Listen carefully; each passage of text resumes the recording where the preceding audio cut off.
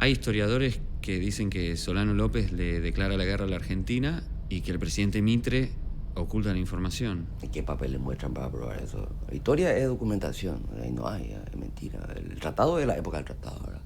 El momento del tratado, y ese tratado se hace después de 2 ataques de fuerza paraguaya a 2 países, ¿verdad? ¿Pero es así? ¿La historia son los documentos? Sí y no. Sí, en el término de que gran parte de la historia se funda en documentos, pero hay otra parte que es la interpretación de los mismos. Que cree cada persona en cada momento histórico, lo que habíamos hablado antes, de que cada época le hace las preguntas a la historia que necesita. Así que un poco son los documentos y otra parte son lo que las personas creemos o los grupos sociales. Y aparte de los documentos, las tradiciones orales también, y no solo un documento. No existe el documento. Podemos usar una gran variedad de documentos y cruzarlos. Vos no me podés decir yo hago historia en función de los papeles que contengo. Porque los papeles que tenés van a ser los papeles de la alta diplomacia, de los grandes banqueros, de los actores políticos, de los intelectuales. Ahora, ninguno de todos estos van a la guerra. Los banqueros no van a la guerra, los intelectuales no van a la guerra, no había Facebook, no había redes sociales. Decía, qué bajón, tengo que luchar contra los paraguayos, no va a pasar. No. Junto al general Mitre, un grosso. La verdad histórica existe, pasa difícil conocerla, porque pasó hace mucho. La verdad histórica no sabemos si eso es algo accesible. Yo pienso que no. En todo caso, digamos, se revaloriza en función de múltiples puntos de vista y estos puntos de vista van cambiando en función del sentido común, de la opinión pública del momento desde el cual la historia se estudia. Porque no ha habido hasta ahora una historia oficial. Había una historia aceptada, pero no oficial. No se imponían libros oficialmente de la verdad contra otra. Lo que pasa es que la mayoría pensaba una cosa, pero por supuesto la historia es lo que ocurrió antes. Nos guste o no nos guste. Lo que pasó es un hecho. Hay que estudiar el hecho. Ahora, si uno no está de acuerdo con el hecho, mala suerte. Y si uno miente y lo deforma, no faltará otro que lo ponga en ridículo por haber faltado a la verdad, como ocurre tantas veces. No son simples puntos de vista que chocan entre sí. Esos puntos de vista que chocan tienen contenidos políticos e ideológicos que molestan a aquellos que han manejado y en gran medida siguen manejando las grandes orientaciones culturales, ¿no?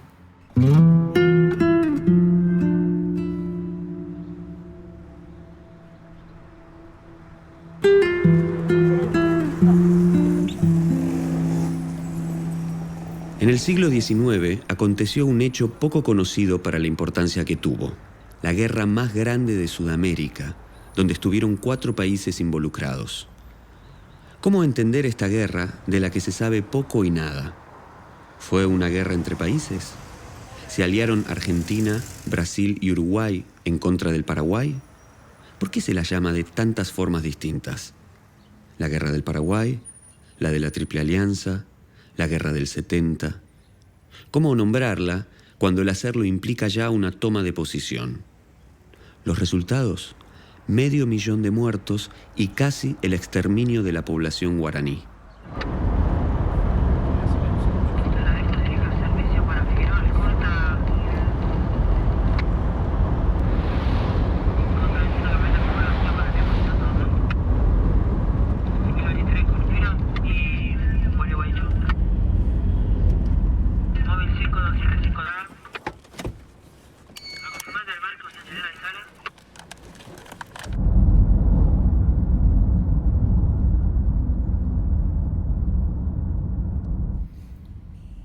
En un viaje que hice con un amigo a Misiones, bueno, llegaba a Posada, se nos ocurrió pasar el río para ir a Paraguay. En aquella época no había un puente. Y recorrimos una cantidad de poblados pequeños, bastante primitivos, hasta llegar a Asunción. Y en el camino nos llamó la atención haber escuchado en varios lugares gente cantando a una guerra, a una cosa muy trágica, muy terrible, ¿no? Llegando a Asunción, un antropólogo que yo conocía nos presentó a un historiador, Juan Oleri. Es el que inició el revisionismo histórico en Paraguay.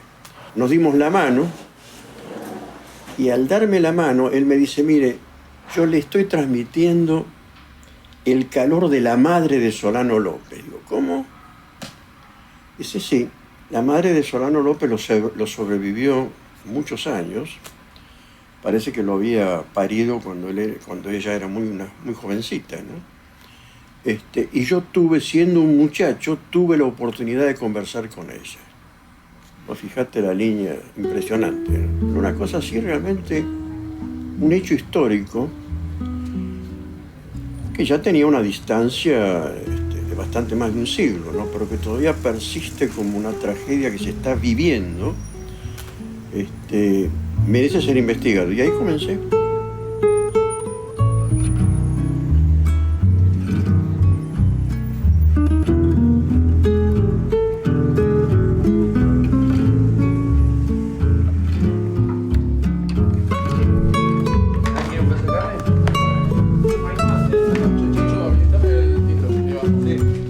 Aparte Paraguay, ya te digo, hasta 1810 formaba parte del mismo país que nosotros, y nosotros formamos parte del mismo país que Paraguay, y Uruguay lo mismo. Esto es en 1860, hacía 50 años que se habían separado, pero todavía no estaban separados. La guerra del Paraguay es lo que va a consolidar el proyecto de las patrias chicas, el proyecto de países chiquitos, todos vinculados con Inglaterra.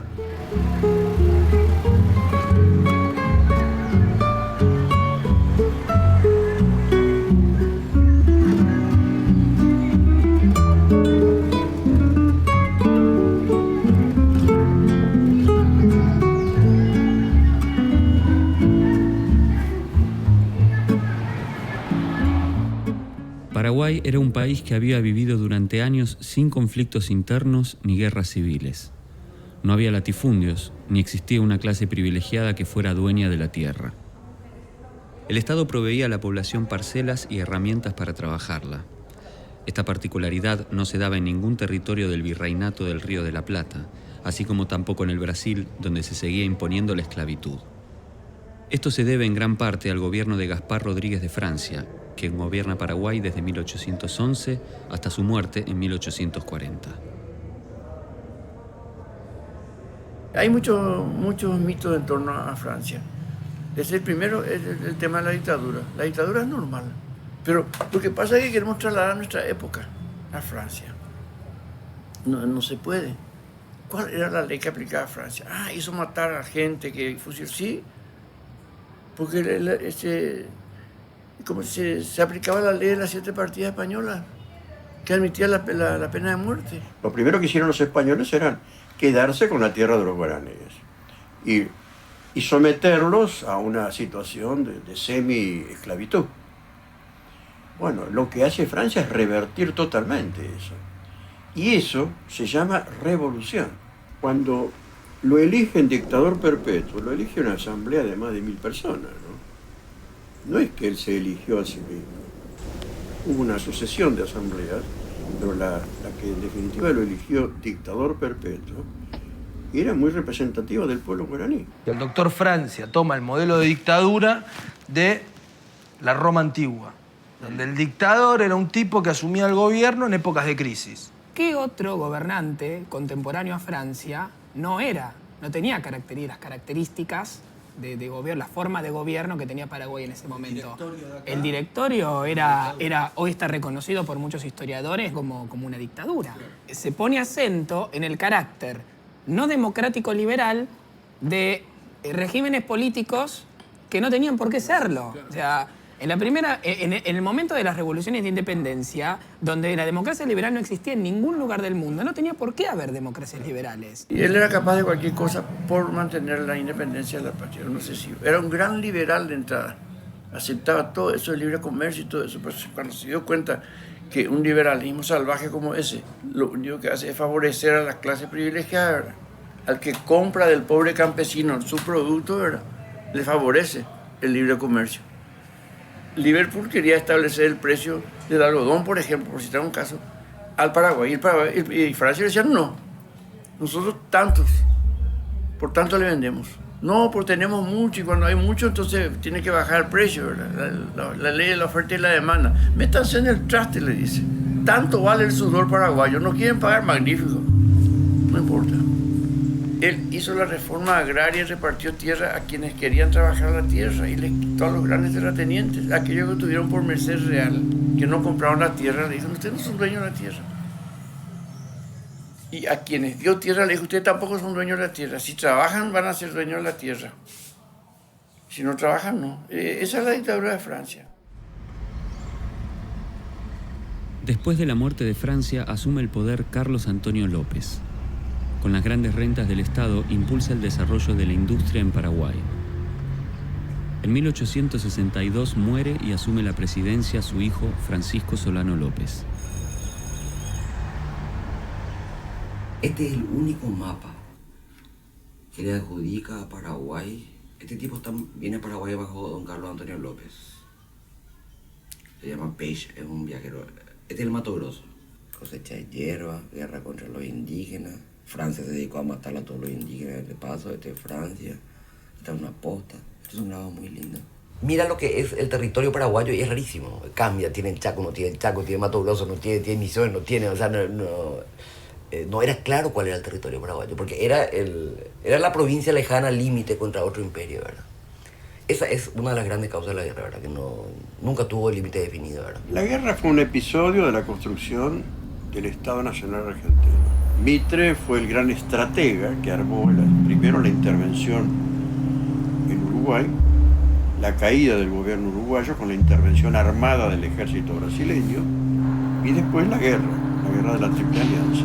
Parte del grupo dominante de Buenos Aires, una oligarquía mercantil y terrateniente, que considera que para controlar el conjunto de las provincias era necesario eliminar los posibles apoyos exteriores. Uno de ellos era el gobierno del Partido Blanco en Uruguay, partido que existe, y el otro era el régimen de Solano López, al cual además le adjudicaban esa condición de bárbaro y además porque limitaba las posibilidades de hacer negocio de los mercaderes de Buenos Aires. Claro, y realmente la figura de Mitre es una figura fundacional. De hecho, si vos ves el billete de 2 pesos, que emite, no sé, el Banco Central, destacado político, militar, historiador, hombre de letras, periodistas, gobernador de la provincia de Buenos Aires y presidente de la República Argentina.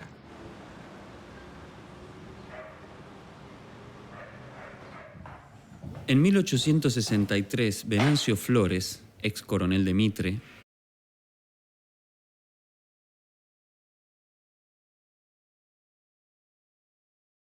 entra a su país, apoyado por el Partido Colorado Oriental, para derrocar al gobierno blanco que se encontraba en el poder. Ese mismo año, los liberales asumen el poder en la corte del Río de Janeiro. Al mismo tiempo, los hacendados de la provincia de Río Grande, al sur de Brasil, con intereses en las tierras orientales, presionan para que intervengan las tropas imperiales en el conflicto. López advierte a los gobiernos de Brasil y Argentina que consideraría cualquier agresión al Uruguay como un atentado al equilibrio de los Estados del Plata y como el rompimiento de tratados firmados anteriormente. En octubre del 64, el emperador Pedro II manda la flota imperial para intervenir en el Uruguay. El gobierno oriental le solicita ayuda a Solano López. Este responde declarando la guerra al Brasil e invade la provincia del Mato Grosso, al mismo tiempo que le solicita permiso a la Argentina para cruzar su territorio y auxiliar al Uruguay. Venancio Flores va a terminar derrotando a Berro con el apoyo de Mitre y con el apoyo del Imperio Brasilero. Ahí el Imperio Brasilero baja por el Paraná todos los barcos que se paran en Paysandú y empiezan a bombardear Paysandú. A ver, es una ciudad, se ponen los barcos y la tía cañonazo así 3 días. Pum, pum, pum, pum, pum. Mitre no quiso intervenir en el conflicto, pero debajo de él sí les daban armas, había reclutamiento de gente, equipos militares, contrabando de guerra, y en un momento dado ya Mitre toleró todo eso. Eso es cierto, y el gobierno uruguayo elevó muchas protestas diplomáticas y se llegó al rompimiento de relaciones internacionales diplomáticas entre Uruguay y Argentina, hasta ese extremo. En febrero de 1865 capitula Montevideo. Venancio Flores toma el poder. Inmediatamente declara la guerra al Paraguay. Así, Solano López pasa de defensor y amigo a interventor en los asuntos del Estado oriental.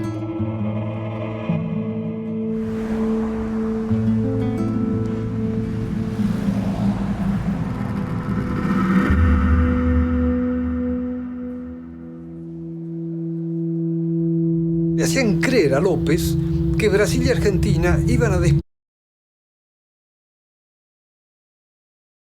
despedazar primero el Estado oriental del Uruguay con motivo de la guerra civil. Y después les iba a llegar el turno a los paraguayos. Entonces los dos grandes iban a apoderarse de los chicos. Eso influyó mucho en la mentalidad de Francisco Solano López. Y posiblemente haya creído sinceramente que el Paraguay es la próxima víctima de la intervención, quizá no de la Argentina, sino del imperio. Pero en el caso de lo que está haciendo la Argentina en ese momento, de la guerra civil como un conflicto que absorbía absolutamente todas las fuerzas, se pasa a una guerra internacional. Acá está Paraguay, acá está Buenos Aires, acá está el interior argentino, acá está Uruguay. Tomaron el interior, tomaron Uruguay. Listo, me encerraron. Tengo que salir. ¿Qué hago? Voy a defender Uruguay. ¿Qué hago para defender Uruguay? Tengo que cruzar el río. Paraná. Le pido permiso a Argentina. Argentina dice que no. Paraguay dice, ¿cómo? ¿Dejaste pasar a los brasileños para que bombardeen Paysandú y a mí no me dejás para ir a defender Uruguay? ¿Por qué? Si vos sos neutral. ¿Por qué no lo deja pasar? Porque quiere que Solano López cruce, así tiene una excusa para declarar la guerra. Cuando Solano López dice, ¿puedo pasar? Ay, no, somos neutrales. Hay documentos en que a Francisco Solano López le aseguran que cuando entre en guerra contra la Argentina, se va a levantar en su ayuda Urquiza, Virasoro y López Jordán. No ocurrió nada de eso, lo habían engañado a López. En los últimos tiempos, antes de la guerra, se dio cuenta que Urquiza no lo iba a apoyar. Hay cartas de López diciendo esto y quejándose ante Urquiza de que no cumplía sus promesas. Y una de las causas del ataque a Corrientes por parte de López fue ese convencimiento. Si no es Urquiza, los federales. Algo de razón tuvo, pues en Corrientes muchos correntinos auxiliaron a las tropas invasoras. El comienzo fue cuando una flotilla paraguaya atacó el puerto de Corrientes para apoderarse y aumentar su flota de dos embarcaciones que estaban en reparaciones en Corrientes, la Gualeguay y la 25 de Mayo. No tenían motores ni cañones, estaban siendo reparadas. Lo querían para la flota paraguaya. Entonces, de golpe, los correntinos ven que se acercan barcos paraguayos sin tener ningún ánimo belicista, según pensaban, estaban en paz, no se conocía la declaración de guerra, cuando la flota paraguaya ataca los barcos. Se defienden bien, sorprendidos los elementos de guardia que están en los barcos, pero los barcos son tomados por los paraguayos. Y es entonces cuando el 1 de mayo se firma el tratado y el Congreso Nacional argentino declara por unanimidad, todos puestos de pie, sin diferencia de nacionalistas liberales, autonomistas de Alsina y federales de Urquiza, votando la declaración de guerra, contestando con la guerra a la guerra que había llevado López.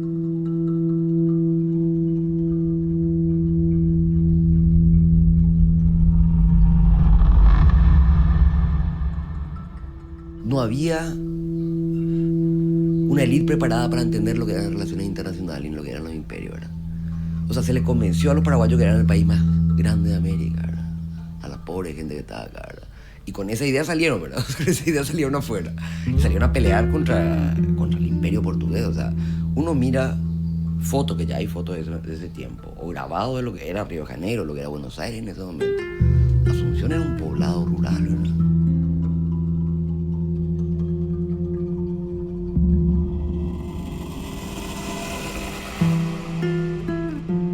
Nosotros estudiamos la guerra del Paraguay en Argentina 2 con Hilda Sábato. Me acuerdo, yo no me acuerdo si la cursé con alguno de ustedes. ¿Con vos, Cacho, la cursamos? Juntos, sí. Me acuerdo que Hilda Sábato decía algo que estaba bien, pero con eso era como que quería cerrar el debate. Que decía, bueno, el problema de Solano López es que entró en un conflicto faccioso, regional, y no se dio cuenta que se iba a terminar un conflicto internacional. No la vio venir porque no entendió que estaba cambiando la cosa. Pero supongamos que no. En eso no hay, casi que no hay una... Vamos a tomarla por buena. Coma. Me parece válida el razonamiento yo. Coma. Y... Solano López se involucró y no la vio venir. Para mí que es verdad que en cierta manera no la vio venir, pero porque era muy difícil verla venir. Porque todavía no era. Durante muchos años Solano López fue un tipo muy deleznable para buena parte de la historia.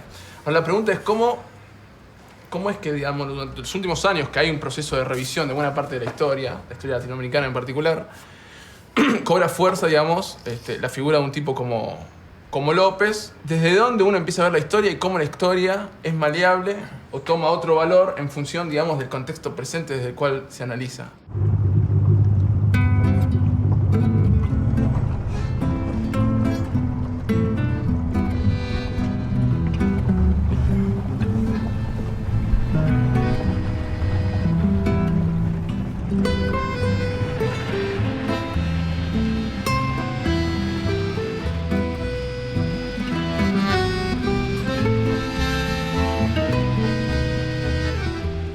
Los ejércitos aliados reconquistan Corrientes en mayo de 1865. En junio se produce la derrota paraguaya en la batalla naval del Riachuelo, frente a Corrientes. El ejército paraguayo es derrotado en Yatay y Uruguayana. Esta última derrota significa el fin de la ofensiva paraguaya. El 28 de julio, 60.000 hombres del ejército aliado cruzan el río Paraná y comienza la ofensiva aliada sobre territorio paraguayo.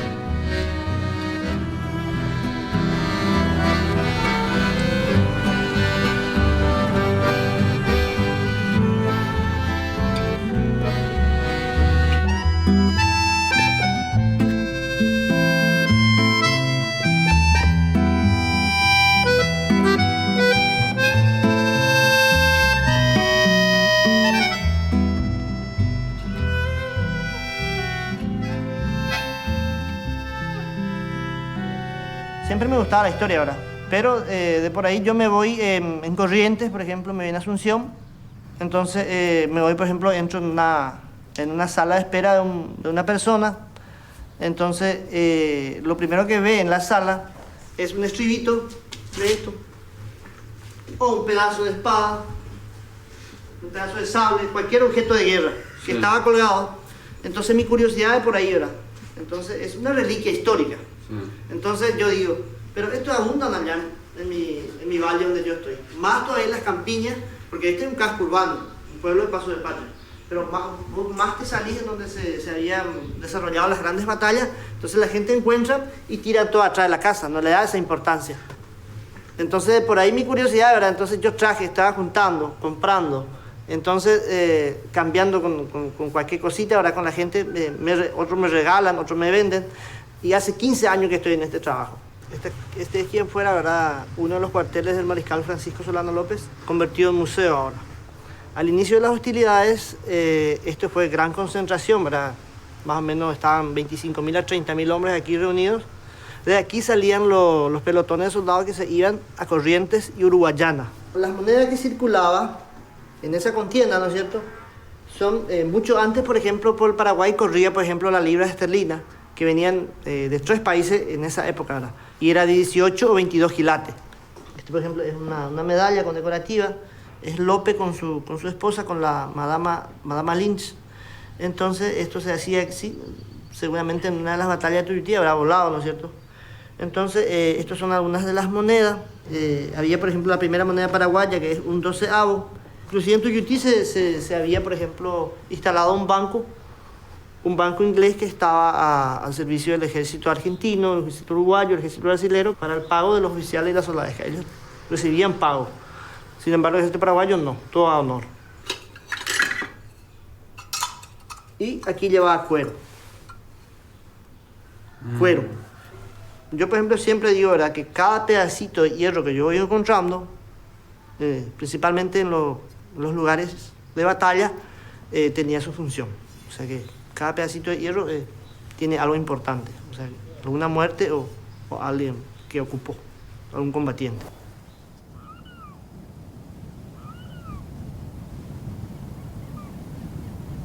Bueno, estamos en el sitio emblemático de donde se desarrolló la primera batalla paraguaya en territorio paraguayo, más conocido como la batalla del Estero Bellaco.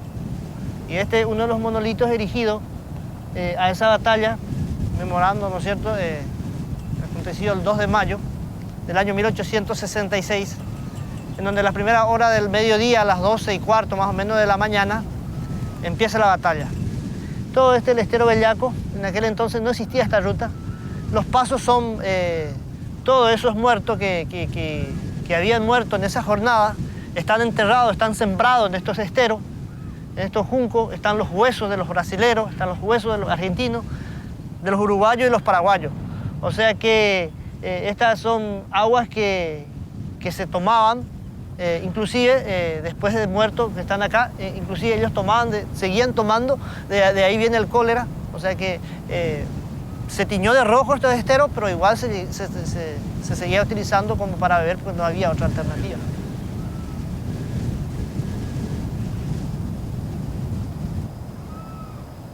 Los acorazados y el ejército, o sea que la Armada Paraguaya. Entonces, algunos muertos se trajeron aquí, se enterraron acá en este monte. Acá dentro de este monte están los miles de combatientes que fueron enterrados. Entonces, esta cruz se había erigido a ellos. Acá en nuestro territorio, ¿verdad? Las batallas son muy próximas también, en meses, en días. Así muy cercanas una de otra. Y los lugares también. Se tiene, por ejemplo, aquí el Estero Bellaco, a la espalda nomás está Tuyutí. Aquí se ha librado una de las batallas más sangrientas de Sudamérica, como se conoce, no visto hasta ahora, que en 4 horas de batalla se han perdido así como 13 a 14.000, otros hablan de 15.000 vidas humanas y después el resto que seguían falleciendo, ¿no es cierto?, de las heridas que habían sufrido en esta batalla.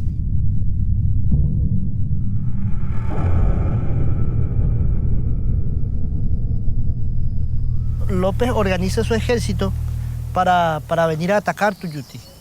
Tuyutí tenía que ser atacado a las 5:30, 6 de la mañana, apretarle en la cama prácticamente al ejército aliado. Eso fue el plan de López, pero no fue así. Eran 21.000 hombres los que tenían que atacar Tuyutí. Entonces, 7.000 por el centro, 7.000 por el lado izquierdo y 7.000 por el lado derecho. Prácticamente, ¿verdad?, se atrasaron toda la mañana. ¿Por qué? Porque hacía 1 grado bajo cero. El ejército paraguayo peleaba descalzo.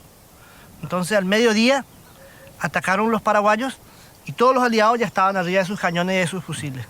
Y como dicen las crónicas históricas, ¿verdad?, que a las 11:55 al mediodía empieza la carnicería. Y eso de las 2, las 3 de la tarde ya no recargaba y cargaba a los paraguayos, pero era imposible. La batalla termina a las 4 de la tarde. El ejército paraguayo retrocede de tanto ataque y ataque. Lo único que se veía en el espesor de las tinieblas, porque una humareda inmensa de la artillería que mataba indiscriminadamente a lo último, lo único que se veía fueron que volando, ¿verdad?, cabezas, brazos y piernas.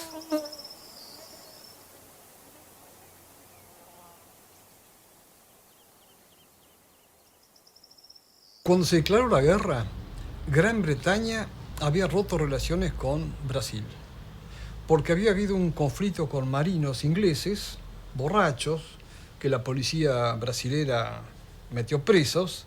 Había una tirantez muy grande, así que tampoco Gran Bretaña sirvió para apoyar la guerra, porque estaba disgustada con el imperio. Un salto cualitativo en las técnicas de producción, que dice, muchachos, ya no se puede, lo único que tenemos que sacar es látigo, más no se puede producir. ¿Qué hacemos? Descomprimimos. ¿A dónde descomprimimos? A los terceros países, al tercer mundo, diríamos. Vendemos cosas, entonces, bueno, listo, hay que atacar y ahí empieza todo el despliegue imperialista tal y como lo conocemos. Hay una mitología posterior de que el imperialismo inglés que quería la apertura de los ríos, apoderarse del país. El problema es que el imperialismo surge 15 años más tarde, ¿verdad? A nivel mundial, ¿no? Y hay una lectura muy anacrónica de la historia, ¿verdad? O sea, no hay todavía imperialismo en el sentido clásico en ese momento, ¿verdad? Porque ahí está lo de Inglaterra. Algunos dicen, bueno, no aparece el papel que diga que Inglaterra participó o apoyó la guerra. Claro, nunca va a aparecer ese papel. Primero, porque no creo que se haya escrito. Y si se escribió no te lo van a andar mostrando eso. Esas cartas se queman, le decía Salvador María del Carril a Lavalle cuando le pidió que fusile a Dorrego. Estas cartas se queman. Bueno, justo Lavalle no las quemó, pero digo, ahora a ver, uno interpreta y desde la interpretación puede concluir que Inglaterra participó de la guerra. Esto como la Primera Guerra Mundial. Digo, ¿por qué empezó la Primera Guerra Mundial? Bueno, por el imperialismo, pero no hay ningún documento que diga nosotros, los imperialistas, vamos a empezar la guerra para repartirnos colonias. Y las principales potencias con capacidad militar dicen, bueno, esto se va a repartir así. Y lo cortan como yo corto este chorizo, ¿viste? Pero si vos ves todo esto que de cómo estaba funcionando el capitalismo a nivel mundial, cuáles eran las necesidades de Inglaterra como potencia mundial, qué estaba desarrollando Paraguay, cuál era el proyecto de Mitre, qué proyecto le convenía más a Inglaterra, y sí, el rol de Inglaterra está. Y eso es interpretativo. Lo interpretás. ¿Tenés ganas de verlo o no tenés ganas de verlo? Y ahí eso es ideológico. Inglaterra era el dueño del mundo en ese momento. Sí. Eso en todas partes. Eso es con Chinchina, eso es China, eso es, o sea, era el imperio del mundo, ¿verdad? Lo que pasa es que en medio del financiamiento de un conflicto hay países que tienen más posibilidades de recibir crédito que otros, ¿verdad?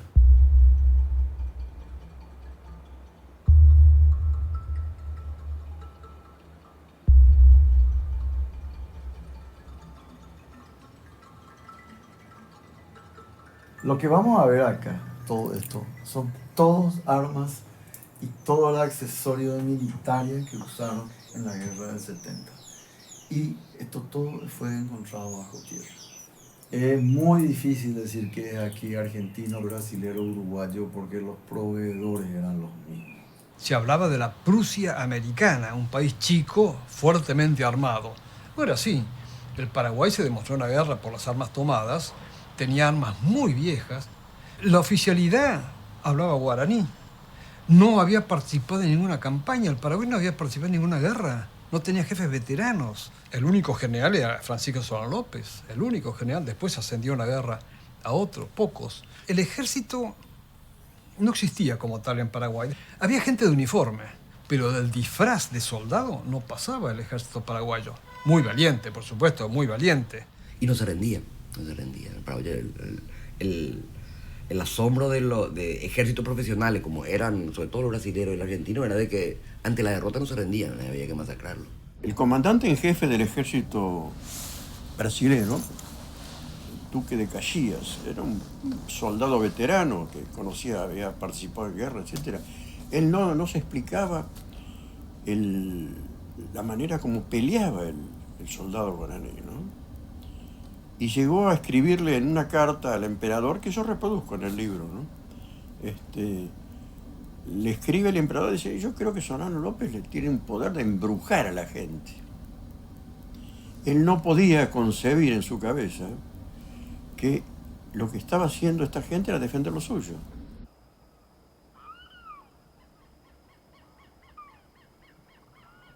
Esta es la línea negra, está todo hasta allá. Entonces, de aquí hubo el asalto. De esta línea negra pasa este lado del bosque y acá en este bosque, dentro de este bosque, hasta la trinchera, ocurrió la masacre. Empieza el 16 de julio de 1866. El 17 era más pausado, o sea que el primer día, el 16, arranca la batalla a las 5:30 de la mañana y termina prácticamente a las 6 de la tarde. Se acabó en una noche, 700 metros de trinchera, a la luz de una linterna. Aquí pelean prácticamente los uruguayos, casi fueron diezmados. Solamente aquí en la guerra de la Triple Alianza, la guerra del Paraguay, como le llaman ustedes, vinieron 3.000 uruguayos. Aquí en Boquerón del Sauce casi se exterminaron. El ejército aliado está asentado en Tuyutí, que queda a la espalda nomás de Boquerón del Sauce, está un monte allá. Ese monte se llama Línea Negra. Pasan el Boquerón y asaltan el lado paraguayo. La orden de López era traerlo hacia el matadero, donde estaban las trincheras, y así fue.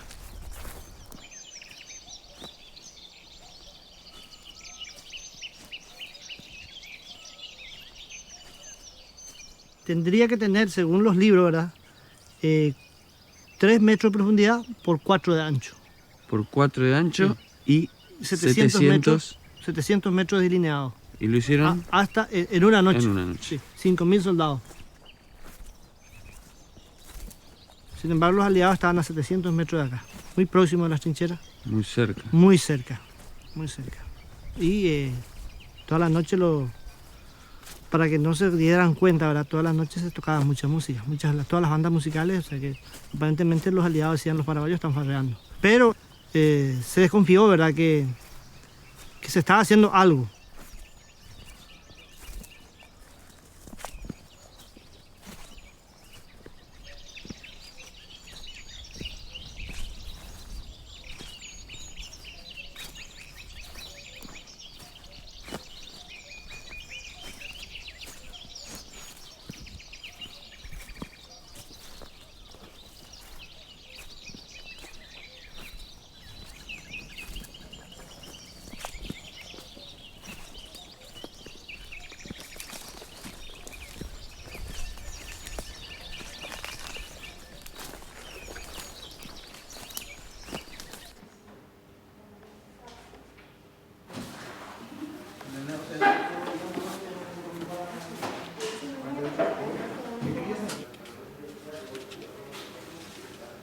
A 1 año y 5 meses de comenzada la guerra, los ejércitos paraguayos son derrotados en varios frentes. En septiembre de 1866, Solano López intenta detener el conflicto y se entrevista con Bartolomé Mitre en Yataití, Corá. Este alega que no puede negociar por el lado brasilero y la guerra continúa. Entonces de acá mismo sale también el coronel Francisco Martínez, que estaba redactando la nota para ir a llevar como parlamentario a la invitación de López a Mitre para que se pueda hacer una paz honrosa, o sea que en la carta decía, ¿verdad?, que basta ya de sangre, o sea que ya se puede parar la sangre derramada. Entonces no quisieron entender los aliados eso. El emperador había dicho que la paz se lograba con la salida de López del gobierno y Mitre se lo plantea a López en Yataití, Corá. Dice, la paz se puede hacer si vuestra excelencia se retira al mando. Eso nunca, dice. Antes voy a morir. Esta curva es lo que yo le mostré hoy. Mira todas las curvas que hace hasta desembocar en el Paraná superior.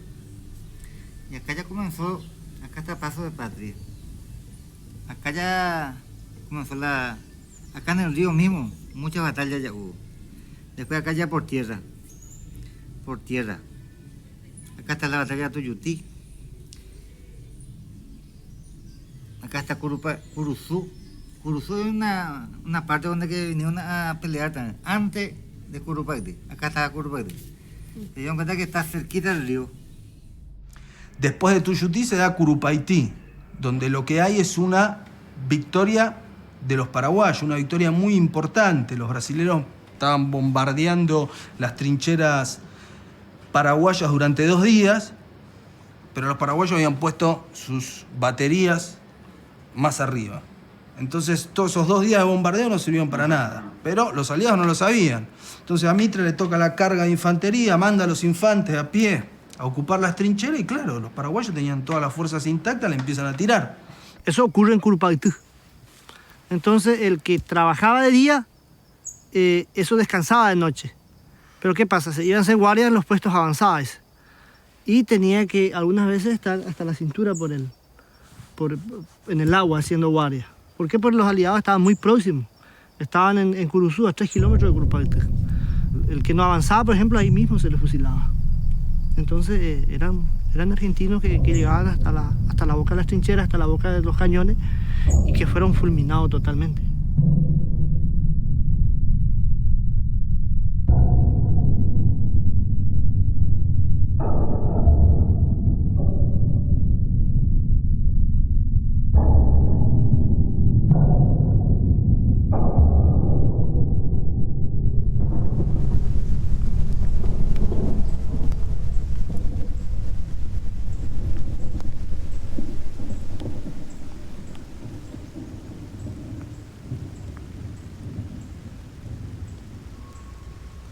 Humaitá fue un bastión para el pueblo paraguayo, fue resistido por mucho tiempo.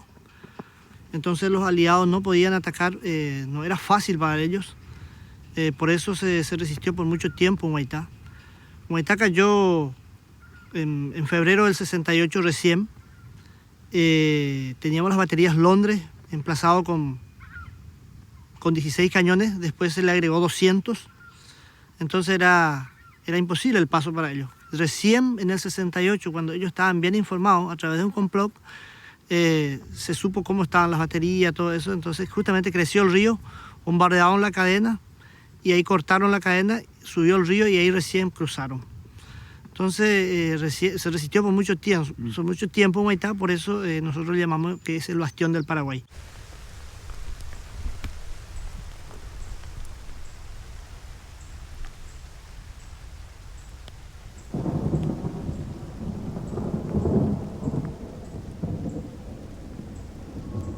Cuando entran a Asunción, ya prácticamente las tropas brasileras toman Asunción, se saquean todos, hay barcos en el puerto que se llaman los pianos de las casas de asunceñas y demás, los prisioneros como esclavos, el marqués de Cajía, que era el que dirigía la guerra por el lado brasilero, dice acá se terminó la guerra. Se retira, ¿no? Ahí. Se retira, le manda una carta a Pedro II, que era el emperador brasilero, dice ya está, se terminó, se toma un barco, no espera la respuesta y va para Brasil.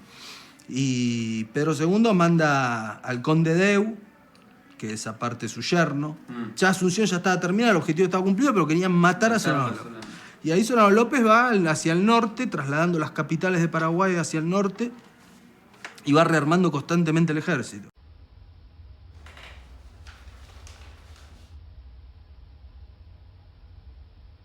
En las provincias argentinas seguía la resistencia de las montoneras federales.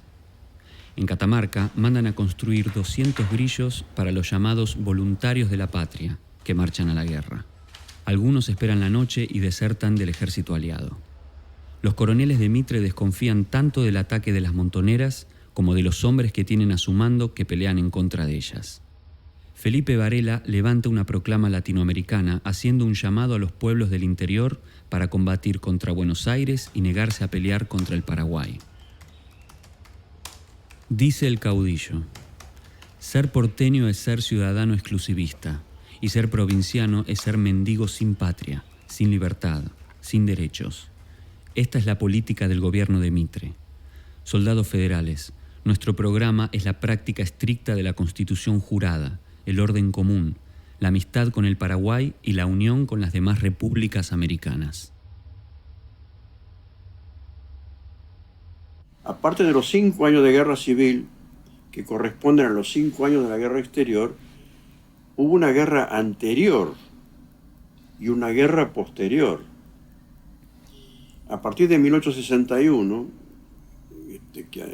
cuando acontece la batalla de Pavón, una batalla que le gana Mitre a Urquiza, los ejércitos de Mitre van a conquistar el interior.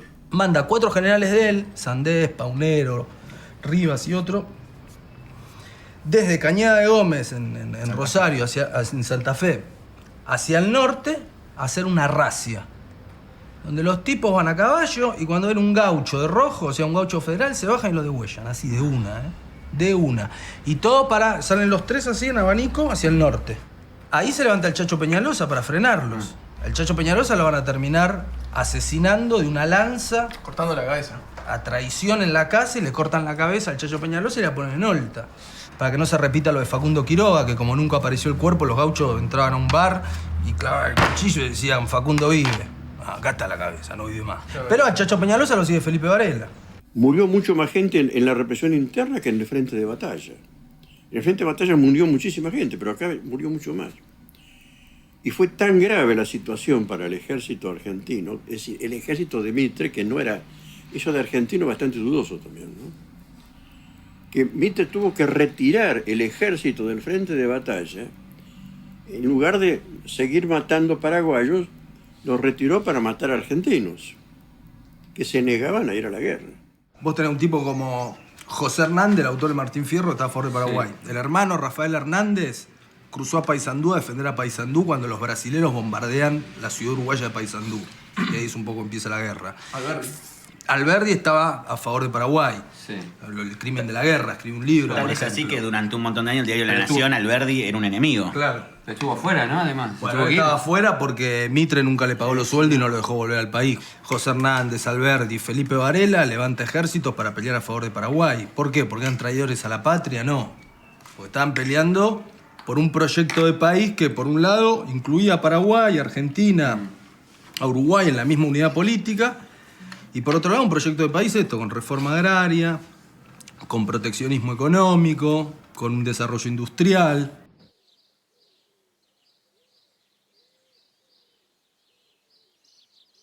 En mayo de 1869, el ejército aliado irrumpe en la siderúrgica de Ibicuí, la primera de América Latina con capacidad de fundir hierro. La guardia del lugar y los obreros son asesinados, y el comandante de planta, Julián Insfrán, degollado. En su diario de guerra, el conde Deu, comandante del ejército aliado, escribe: «La fundición de Ibicuí es arrasada totalmente por el ingeniero Harding, quien encontró gran número de máquinas aún aprovechables y armamentos, mostrando que el teniente Coronado no había realizado la destrucción deseable». La destrucción minuciosa de las maquinarias, rematado con la inundación del valle, da a entender el mensaje: que el futuro no vea ni las cenizas de lo que fue el símbolo de la guerra contra el Paraguay.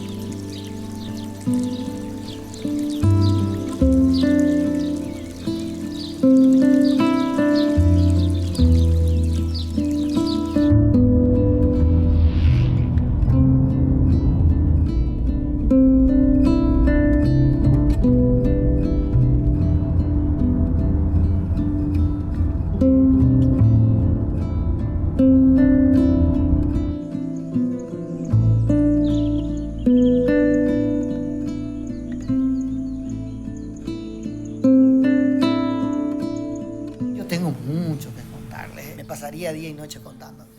El hecho es que, si vamos a relatar un poco, era uno de los pueblos más prósperos. Cuando llegan los invasores en la capital, en Asunción, se le declara tercera capital. Mariscal López de Cerro León se traslada a la falda de Cerro Caacupé en Ascurra. Entonces el invasor, ¿qué es lo que hace? Viene, lo rodea.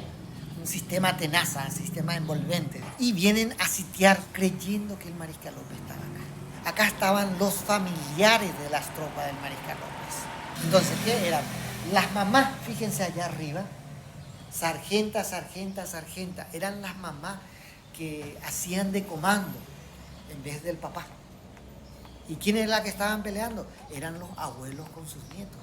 Y a o sea, acertame aquel que está allá encima de aquel caballo tan importante. Y dice con un certero disparo le dispara acá al costado y lo destripa todo. Y era nada menos que Mena Barreto, el comandante en jefe brasilero. El otro manda más como el conde Deu. Tratan de recuperarlo y muere. En ese momento, entre la muerte de Mena Barreto y el agarrándole preso a todos, viene, dice, un jovenzuelo de buen porte, dice, y de buen hablar.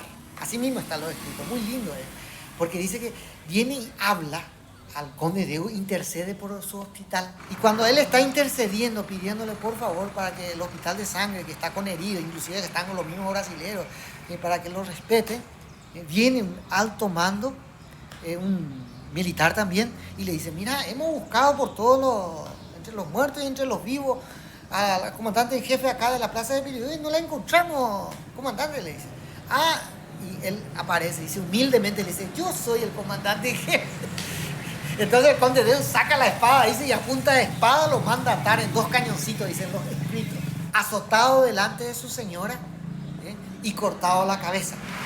El conde Deu, enojado porque le matan a su compañero, enfurecido, pregunta al conde: ¿hay alguien más con vida? No, está en el hospital de sangre, lo último que queda. Entonces manda a quemar el hospital de sangre con 600 heridos, más la enfermera. Por mucho tiempo quedó, que pasa, dice que los soldados cerraron todas puertas y ventanas, y al quemar, si alguien intentaba salir a punta bayoneta, le metían otra vez. Entonces algunos, de la desesperación, cuando se quemaban, se tiraban por la pared. Y quedó por mucho tiempo así, la piel de la mano desgarrada así por la pared por muchos tiempos. Daban testimonio gente sobreviviente.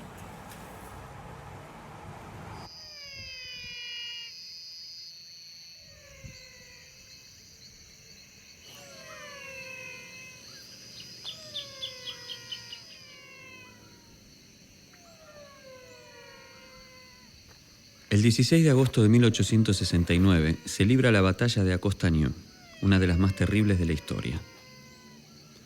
Las tropas aliadas llegaban a los 20.000 hombres. Del otro lado, los paraguayos contaban con 3.500 soldados menores de 15 años, junto a 500 veteranos comandados por el general Bernardino Caballero. Los brasileños se dan cuenta de la columna paraguaya que está huyendo.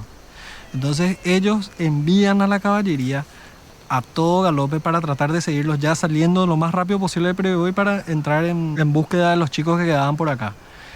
La noche anterior los chicos se hicieron barbas postizas, con la cola de los caballos, con lo que encontraban, con tierra, se pintaban la cara para parecer hombres más grandes y dar más temeridad. Entonces, cuando el ejército brasileño los logra atrapar, porque no pudieron ir lo suficientemente lejos de ellos, ellos combaten, hacen frente a la caballería imperial en ese entonces. Y se le tira la caballería imperial a los chicos. Y los niños de menos de 15 años le logran atajar a los caballos. Los oficiales paraguayos divisan este pequeño cerro donde nosotros estamos, que es solamente esto que tenés a tu alrededor, que hoy se llama el Cerro de la Gloria. Y ellos huyen hacia acá. Pero ya muy diezmados los que estaban los chicos. O sea, digamos, los sobrevivientes del ejército grande vienen acá y se refugian, porque es una posición alta donde los caballos no pueden entrar a todo galope y tienen que subir la colina los brasileros. Y eso les hace presas fáciles de los tiradores y también de un combate cuerpo a cuerpo. El comandante de los brasileros se da cuenta de que el cerro es pequeño relativamente, de rodear. Entonces manda a rodear el cerro, corta todo lo posible, hace toda la leña, todo el fuego, todo lo quemable posible, y ahí le prende fuego. Entonces los chicos o morían asfixiados o morían quemados.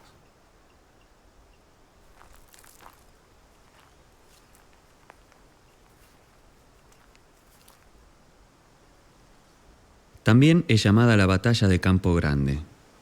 Hay un cuadro en el Museo de Petrópolis, en Río de Janeiro, en el que se ve al conde Deu luchando heroicamente contra los paraguayos, y se puede observar a los soldados guaraníes retratados como hombres adultos. Otros cuadros, en cambio, muestran una edad distinta de la que retrata el pintor brasilero.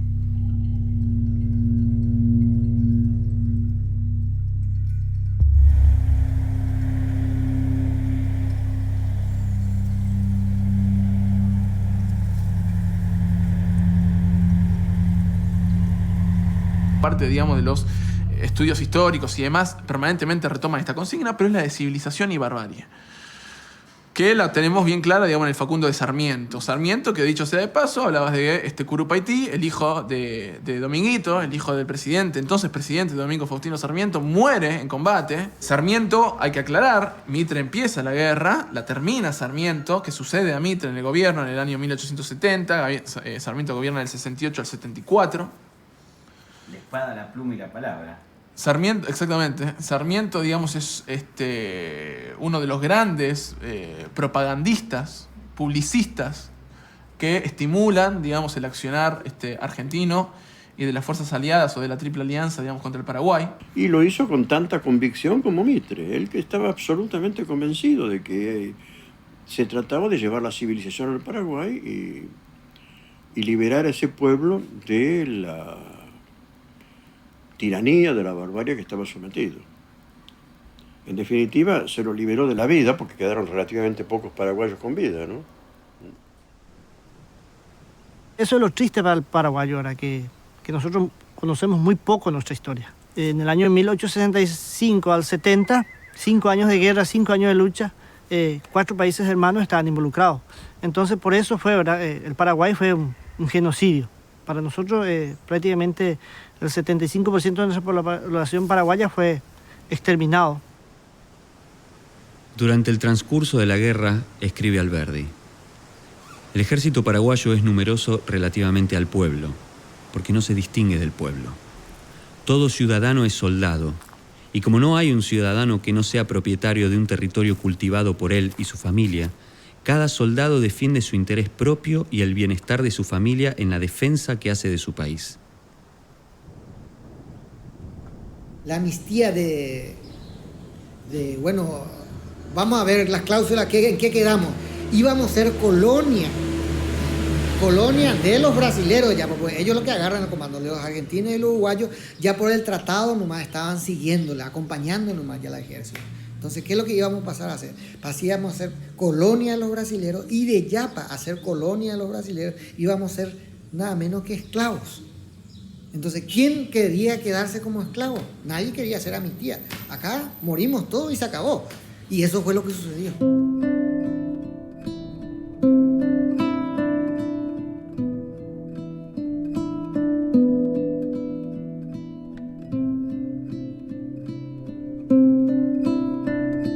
Paraguay obtuvo un empréstito de 200.000 libras esterlinas. ¿Pero para qué era el empréstito? Los triunfadores le exigieron a Paraguay el pago de lo que ellos habían gastado en la guerra. En esta foto vemos a un grupo de comerciantes que con sus carretas seguían al ejército aliado para proveerles mercancía. Ellos eran el último eslabón de una cadena de intereses que venían desde el otro lado del Atlántico. Durante el transcurso de la guerra, el comercio de los tres países aliados se incrementó a raíz de numerosos empréstitos que solicitaban a Inglaterra, pero los estados se empobrecieron. Las deudas externas se triplicaron al finalizar la contienda. Por otro lado, grandes apellidos de la sociedad porteña se van a beneficiar negociando con los proveedores del ejército aliado.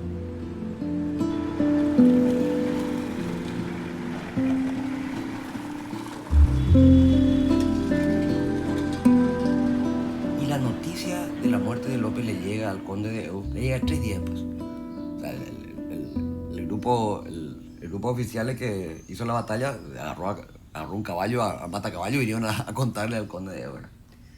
Y lo primero que el tipo hace es corten ese envío de 2.000 caballos de corriente. Rompan ese contrato de 4.000 animales que está llegando de Entre Ríos. O sea, la preocupación de ellos era el dinero que estaban gastando, era una locura, ¿no? Era una locura. O sea, el Paraguay no daba para abastecer ejército aliado, entonces había que traer afuera y a muy alto costo todo el batimiento. Argentina se empobreció con la guerra.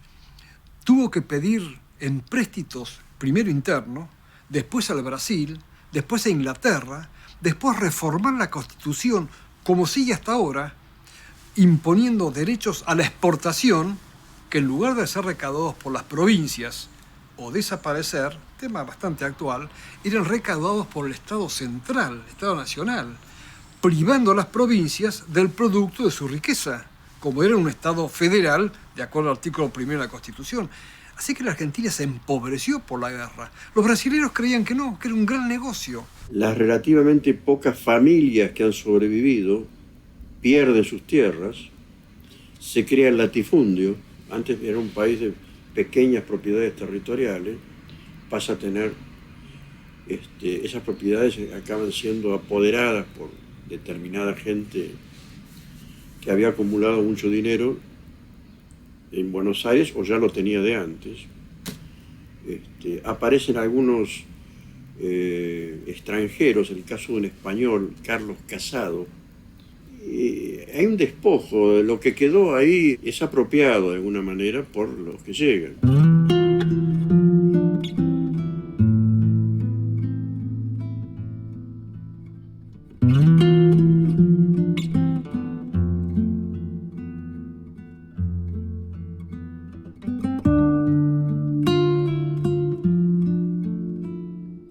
En los años de posguerra, el Paraguay pierde gran parte de su territorio. Argentina se queda con parte del Chaco Boreal, hoy la provincia de Formosa, y parte de la provincia de Misiones. Brasil se queda con los territorios comprendidos entre el río Apa y el río Branco, en el sur del Mato Grosso. Contrariamente a la fortísima presencia del Estado en los tiempos anteriores a la guerra, el Estado paraguayo controlaba todo, ¿no? Controlaba el comercio interior, el comercio exterior, había farmacias del Estado, había tiendas del Estado, la educación era atributo del Estado. Todo eso contrariaba al pensamiento liberal y lo sigue contrariando.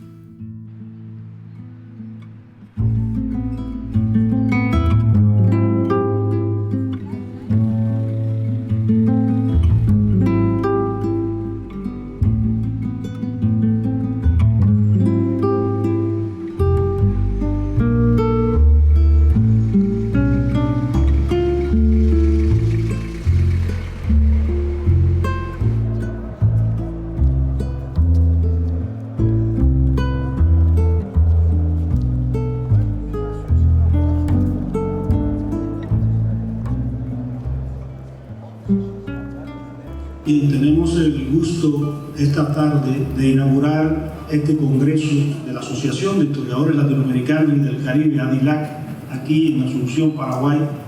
El fin de la época de la guerra es uno de los pocos ejemplos de destrucción total de una sociedad y la reconstrucción posteriormente prácticamente sin ninguna ayuda de los que participaron de esa destrucción. El caso de Francia y de la Revolución Francista es muy curioso. No solamente se constituye un Estado, se constituye una nueva sociedad. Se privilegia de uma maneira extraordinária a los sectores populares. O que foi realmente destruído em Paraguai? O que Paraguai perdeu com a Guerra Grande? Foi a população? Não foi. Se moriram sobretudo homens. E os homens não têm muita importância, né? É certo.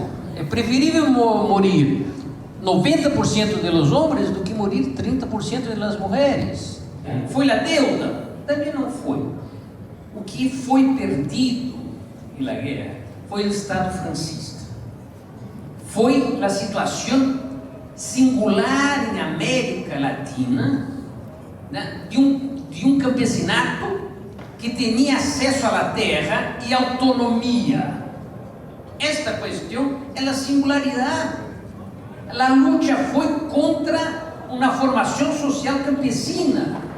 Os liberais vieram acá destruir essa ditadura campesina exercida, sobretudo, e construída através de França. Esse é o grande revolucionário de nossa região.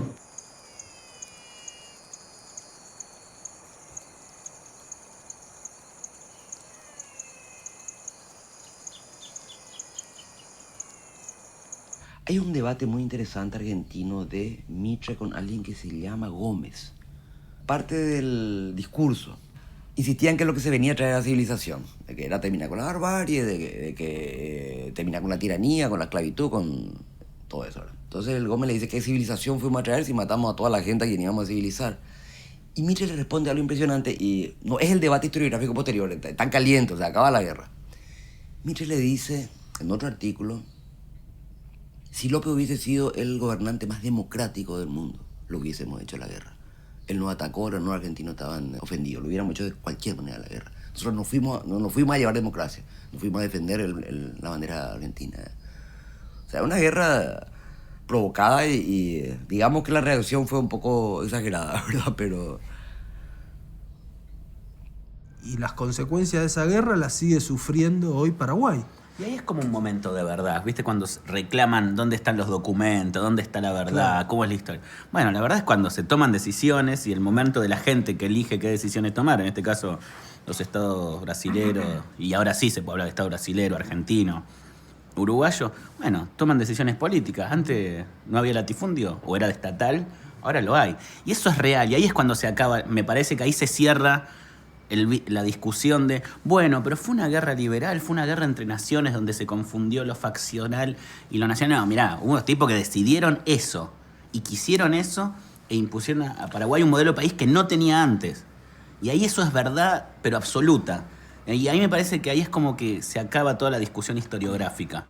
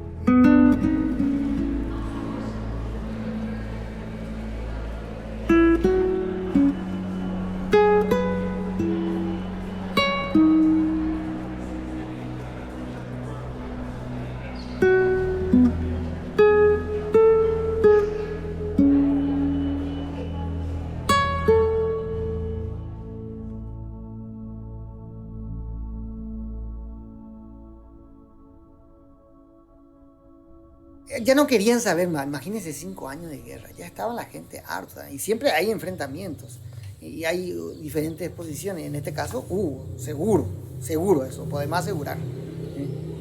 Pero eso sí, el mariscal tenía su ejército, tenía su gente que le apoyaba. Y todo acompañándole. Y por el camino muriéndose, porque se iban diezmando. Era algo fuera de lo común. Imagínese llegar hasta Cerro Corá. Hoy día si te vas en vehículo te cansás.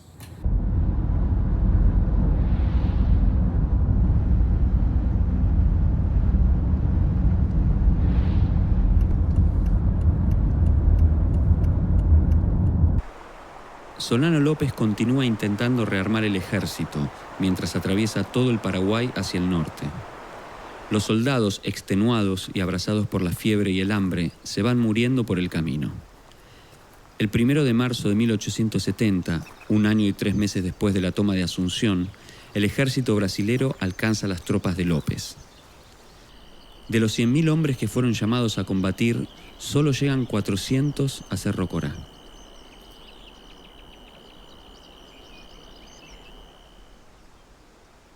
Juan Crisóstomo Centurión, que combate junto a Solano López en la batalla final, escribe en sus memorias: Cerro Corá, finalmente, constituye el triunfo moral que alcanzó el Paraguay sobre sus enemigos. Basta leer la historia de la defensa, basta seguir paso a paso al Ejército Nacional para convencerse de que este no fue derrotado, sino totalmente exterminado. El jefe de la vanguardia brasilera que asalta la última defensa de López en Cerro Corá, a las márgenes del arroyo Aquirabán, paraguayos ya estaban en la última límite de resistencia, López se escapa y cruza el arroyo Aquirabán, ya muy gordo como era, y no logra trepar por la otra costa, pues estaba muy barrosa, y se cae dentro del agua. Y cuando Correa da Cámara iba a intimar la rendición, escucha un tiro atrás que lo mata a López. Eso lo cuenta Correa da Cámara en su informe oficial al Ministerio de Guerra de Río de Janeiro y en una carta particular a su mujer, donde cuenta cómo lo mató un tiro a López cuando éste procuraba escaparse. Ni defendía al país espada en mano, ni yo creo que la famosa frase para la historia, que no estaba en momento de decirla, muero con el Paraguay, haya sido pronunciada. Es cierto que murió con el Paraguay en alguna medida porque el Paraguay fue muerto por López. Acá mi gente, los de Piribebuy, que no es de Piribebuy, era la tercera capital, de todo Paraguay vinieron acá y se prepararon ya para morir y murieron ya por su patria. ¿Por qué estar discutiendo? Ahora sí, el mérito fue eso nomás, Mariscal López, que no se entregó. Si se rendía, si hubiese sido otro. Sí, lo mataron de frente porque las heridas que tenía. Él estaba muriendo cuando lo mataron. Él estaba muriendo. Estaba sangrando. Primer lanzazo, la herida es de abajo para arriba, dicen los médicos que certificaron su muerte, porque hay un certificado médico de él. Le remataron de un balazo por la espalda. Entonces él no murió corriendo, como pretenden algunos. Paraguayo, dicen, no digo que dicen, paraguayo, dicen, periodistas paraguayos, de pronto dicen, qué pucha, dice, qué corrida se pegó López Chele, dice.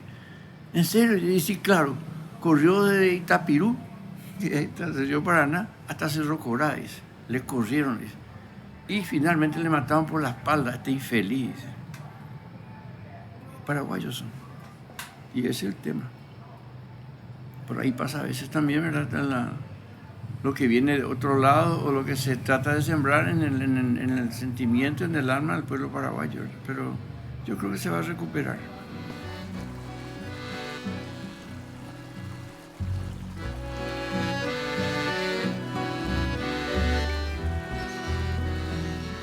A partir del año 1867, la situación de nuestro ejército no ha podido ser peor, pero dejo constancia a todo mi pueblo de que jamás me rendiré, y menos aún verán que mis hombres capitulasen y yo fugitivo por otros países.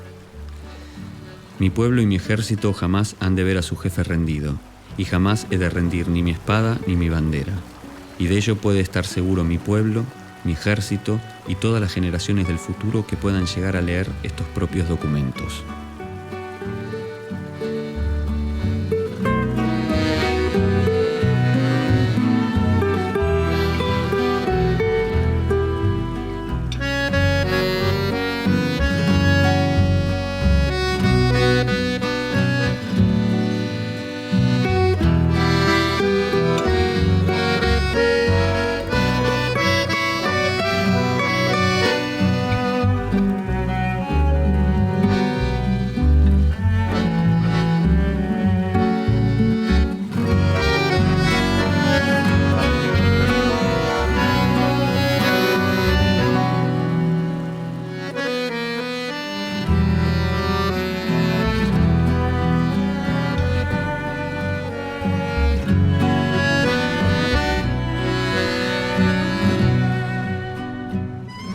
La guerra de la Triple Alianza solo resulta comprensible desde una óptica latinoamericana. Las historias de las patrias chicas no ofrecen respuestas. En ellas, Juan Bautista Alberdi y Felipe Varela serían traidores. Solano López, el Imperio brasileño y el mitrismo serían intrusos en el conflicto de la Banda Oriental. Como sostiene Alberdi, no es una guerra internacional, sino una guerra civil, porque América Latina es una nación.